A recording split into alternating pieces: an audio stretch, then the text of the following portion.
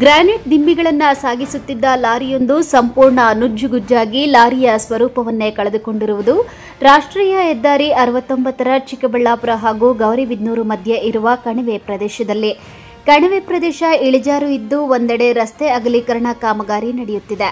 ಇದೇ ರಸ್ತೆಯಲ್ಲಿ ದೇವನಹಳ್ಳಿ ತಾಲೂಕಿನ ಮೀಸಗಾನಹಳ್ಳಿ ಗ್ರಾಮದಿಂದ ಚಿಕ್ಕಬಳ್ಳಾಪುರದ ಗೌರಿಬಿದನೂರು ಕಡೆಗೆ ಸಾಗಿದ್ದ ಗ್ರಾನೈಟ್ನ ಬೃಹತ್ ದಿಮ್ಮಿ ಸಾಗಿಸುತ್ತಿದ್ದ ಲಾರಿಯೊಂದು ರಸ್ತೆ ಬದಿಯ ಗುಡ್ಡಕ್ಕೆ ಡಿಕ್ಕಿ ಹೊಡೆದಿದೆ.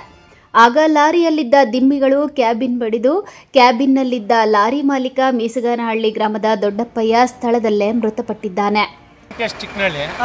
ಸರ್ ಏನಾಯಿತು ಅಂದರೆ ಗಾಡಿ ಫಾಸ್ಟಾಗಿ ಬಂದಿದ್ದಾನೆ. ಇಲ್ಲಿ ಮಣ್ಣು ಗುಡ್ಡೆ ಐತೆ, ಬ್ರೇಕ್ ಫೈಲ್ಯೂರ್ ಆಗೈತೆ. ಬ್ರೇಕ್ ಫೈಲ್ಯೂರ್ ಆಗಿರೋದಕ್ಕೆ ಆ ಮಣ್ಣಿಗೆ ಇಕ್ಬಿಟ್ರೆ ಸೇಫ್ ಆಗ್ಬೋದು ಅಂತ ಅಂದ್ಕೊಂಡಿದ್ದಾನೆ. ಅದೇನಾಗಿತ್ತು, ಕಲ್ಲು ಪ್ರೆಷರಾಗಿ ಡೌನ್ ಇತ್ತಲ್ಲ, ಕಲ್ಲು ಬಂದು ಕ್ಯಾಬಿನಿಗೆ ಬಿದ್ದಿತ್ತು. ಇದಾಯಿತು. ಒಪ್ಪನ ಕಾಲು ಕಟ್ಟಾಗಿ ಹೋಗ್ಬಿಡ್ತು. ಪಾಪ ಎದ್ದು ಒದ್ದಾಡಿ ಓನರೇ ಕಾಲು ಕಟ್ಟಾಯಿತು. ಇನ್ನೊಬ್ಬ ಡ್ರೈವರ್ನ ನಿಧಾನಕ್ಕೆ ಕೇಳ್ಕೊಂಡು ಆತನಿಗೂ ಸ್ವಲ್ಪ ಕಾಲು ಡ್ಯಾಮೇಜ್ ಆಗೈತೆ. Brake failure sir, 90% brake failure sir. ಏನು ಗಾಡಿ ಅಣ್ಣ ಇದು? ಲಾರಿ, ಕಲ್ಲಿನ ಲಾರಿ. ದಿಮ್ಮೆ ಕಲ್ಲಿನ ಲಾರಿ. ಎಲ್ಲಿಂದ ಎಲ್ಲಿ ಹೋಗ್ತಿತ್ತು ಏನಣ್ಣ ಇದು? ಸರ್ ಎಲ್ಲಿಗೆ ಹೋಗ್ತಿತ್ತ ಗೊತ್ತಿಲ್ಲ ಸರ್. ಅವನು ಸೇಫ್ ಆಗೋಣ ಅಂತ ಹೇಳ್ಬಿಟ್ಟು ಮುಂದೆಗಡೆ ಗಾಡಿಗಳಿಗೆ ಹೇಗೆ ಇಕ್ಬೇಕು ಅಂತ ಅವನು ಡೈವರ್ಸ್ ಮಾಡಿದ್ದಾನೆ, ಗಾಡಿ ಗುಡ್ಡೆಗೆ ಮಾಡಿದ್ದಾನೆ. ಸರಿ, ಥ್ಯಾಂಕ್ ಯು ಅಣ್ಣ. ಲಾರಿ ಚಾಲಕ ವೆಂಕಟೇಶ ಗಂಭೀರ ಗಾಯಗೊಂಡು ಚಿಕ್ಕಬಳ್ಳಾಪುರ ಜಿಲ್ಲಾಸ್ಪತ್ರೆಯಲ್ಲಿ ಚಿಕಿತ್ಸೆ ಪಡೆಯುತ್ತಿದ್ದಾನೆ. ಇನ್ನು ರಸ್ತೆಯ ಇಳಿಜಾರಿನಲ್ಲಿ ಲಾರಿ ನಿಯಂತ್ರಣ ಕಳೆದುಕೊಂಡಿತೋ ಇಲ್ಲ ಬ್ರೇಕ್ ಫೇಲ್ ಆಯಿತೋ, ಲಾರಿ ಚಾಲಕ ಲಾರಿಯನ್ನ ರಸ್ತೆ ಬದಿ ಗುಡ್ಡಕ್ಕೆ ಡಿಕ್ಕಿ ಹೊಡೆಸಿದ್ದಾನೆ. ಆಗ ಲಾರಿ ನಿಂತರೂ ಅದರಲ್ಲಿದ್ದ ಬೃಹತ್ ಗಾತ್ರದ ಕಲ್ಲಿನ ದಿಮ್ಮಿಗಳು ಕ್ಯಾಬಿನ್ಗೆ ಬಡಿದು ಲಾರಿ ನುಜ್ಜುಗುಜ್ಜಾಗಿದ್ದು ತನ್ನ ಮಾಲೀಕನನ್ನ ಬಲಿ ಪಡೆದಿರುವುದು ವಿಪರ್ಯಾಸ.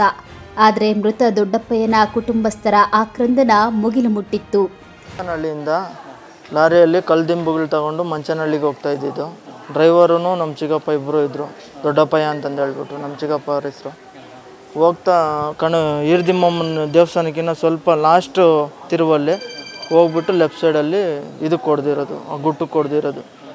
ಬ್ರೇಕ್ ಫೈಲ್ಯೂರ್ ಆಗಿರ್ಬೋದು, ಇಲ್ಲ ಅಂತಂದರೆ ರೋಡು ಅದು ಚಿಕ್ಕದಾಗಿದೆಯಲ್ಲ, ಅಲ್ಲಿ ವರ್ಕ್ ನಡೀತಾ ಇರೋದ್ರಿಂದ ಅಲ್ಲೇನು ಆಗಿದೆಯೋ ಗೊತ್ತಿಲ್ಲ. ಡ್ರೈವರ್ ಸ್ವಲ್ಪ ಸೀರಿಯಸ್ ಆಗಿದ್ದಾರೆ, ನಮ್ಮ ಚಿಕ್ಕಪ್ಪ ತೀರ್ಕೊಂಡಿದ್ದಾರೆ, ಲೆಫ್ಟ್ ಸೈಡಲ್ಲಿ ಕೂತ್ಕೊಂಡಿದ್ದರು. ಸ್ಪಾಟಲ್ಲಿ ಹೋಗಿರಲಿಲ್ಲ. ಇಲ್ಲಿ ಚಿಕ್ಕಬಳ್ಳಾಪುರ ಕರ್ಕೊಬಂದ್ಮೇಲೆ ಡಿಸ್ಟ್ರಿಕ್ಟ್ ಹಾಸ್ಪಿಟ್ಲಲ್ಲಿ ತೀರ್ಕೊಂಡ್ರು. ಮನೇಲಿ ಚೆನ್ನಾಗಿದ್ರು. ಬಂಡೆ ಕೆಲಸ ಮಾಡೋದು. ಈಗಲೂ ಕೂಡ ಬಂಡೆ ದಿಮ್ ತಗೊಂಡು ಹೋಗ್ತಾ ಇದ್ದಿದ್ದು. ಮನೆಯಲ್ಲಿ ಅವರು ಒಂದು 100 ಜನನ ಸಾಕಂತವ್ರು, ಅಂಥ ಕೆಪಾಸಿಟಿ ಇಟ್ಕೊಂಡಿದ್ರು. ಚೆನ್ನಾಗಿ ಇದು ಮಾಡ್ಕೊಂಡಿದ್ರು. ನಾವು ಬರೋಷ್ಟೊತ್ತಿಗೆ ಇಬ್ಬರನ್ನೂ ಎತ್ಕೊಂಡ್ಬಂದ್ಬಿಟ್ಟಿದ್ರು. ಅಲ್ಲಿ ಸ್ಪಾಟಲ್ಲಿ ಇರಲಿಲ್ಲ. ಅದನ್ನು ನೋಡಿದ್ರೆ ಏನಾಗಿಲ್ಲ, ಬ್ರೇಕ್ ಫೇಲ್ಯೂರ್ ಆಗಿದೆ ಹೇಳೋದಕ್ಕೆ ಬರೋಲ್ಲ. ಅಂದರೆ ಅದು ಹಳೇ ಲಾರಿ, ದಿಮ್ಮಿಗಳು ಭಾಳ ದೊಡ್ಡ ದಿಮ್ಮಿಗಳು. ಬ್ರೇಕ್ ಹಿಡಿದಾಗ ಹಿಂದೆಯಿಂದ ಮುಂದಕ್ಕೆ ಜಾರಿ ಅವ್ರ ಮೇಲೆ ಹರಿದಿದೆ. ಹರಿದಾಗ ಏನಾಗಿದೆ, ಅಲ್ಲಿ ಜನಗಳು ತೆಗೆಯೋಕ್ಕೆ ಪ್ರಯತ್ನ ಪಟ್ಟಿದ್ದಾರೆ, ಆಗಿಲ್ಲ. ಆಮೇಲೆ JCB ಕರೆಸಿ ಆ ಕಲ್ಲುಗಳನ್ನ ಎತ್ತಿ ಅವ್ರನ್ನ ಹೊರಗಡೆ ಹಾಕಿ ಆಂಬುಲೆನ್ಸಿಂದ ಚಿಕ್ಕಬಳ್ಳಾಪುರ ಕಳಿಸ್ಕೊಟ್ಟಿದ್ದಾರೆ. ಇಬ್ಬರೂ ಬದುಕಿದ್ರು. ಇಲ್ಲಿ ಬಂದಾಗ ಇಲ್ಲಿ ಹಾಸ್ಪಿಟ್ಲಲ್ಲಿ ಒಬ್ಬರು ತೀರ್ಕೊಂಡಿದ್ದಾರಂತೆ. ಅದು ಇವಾಗ ಗೊತ್ತಾಯಿತು ಮಾಹಿತಿ. ಆದರೆ ಅದರಿಂದ ಏನು ಸಮಸ್ಯೆ ಆಗಿಲ್ಲ. ಆ ಕಡೆ ಚೆನ್ನಾಗಿದೆ ರೋಡು. ರೈಟ್ ಸೈಡಲ್ಲಿ ಮಾತ್ರ ಕೆಲಸ ನಡೀತಾ ಇರೋದು. ಈ ಕಡೆ ಆರಾಮಾಗಿ ಓಡಾಡೋದಕ್ಕೆ ರೋಡಿಂದ ಏನು ಪ್ರಾಬ್ಲಮ್ ಇಲ್ಲ, ಚೆನ್ನಾಗೇ ಮಾಡಿದ್ದಾರೆ, ಏನು ತೊಂದರೆ ಇಲ್ಲ. ಲಾರಿ ಫುಲ್ಲು ನಜ್ಗುಜ್ಜಾಗಿದೆ ಫ್ರಂಟ್ ಪೋರ್ಷನ್ನು. ಹೇಳ್ಬೇಕು ಅಂದರೆ ಆ ಲಾರಿಯಲ್ಲಿ ತಂದಿರೋದೇ ದೊಡ್ಡ ತಪ್ಪು ಇವತ್ತಿನ ಪರಿಸ್ಥಿತಿಗೆ.